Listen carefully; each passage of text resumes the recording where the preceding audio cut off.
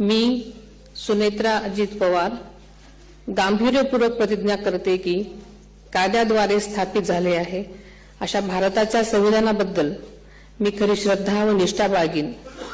मी भारताची सार्वभौमता व एकात्मता उन्नत राखीन। मी महाराष्ट्र राज्याची उपमुख्यमंत्री म्हणून माझी कामे निष्ठापूर्वक व सद्विवेक बुद्धीने पार पाडेन आणि संविधान व कायदा यानुसार सर्व तऱ्हेच्या लोकांना मी गांभीर्यपणे व निपक्षपातीपणे तसेच कोणाच्याही विषयी ममत्वभाव किंवा आकस न बाळगता न्याय वागणूक देईन।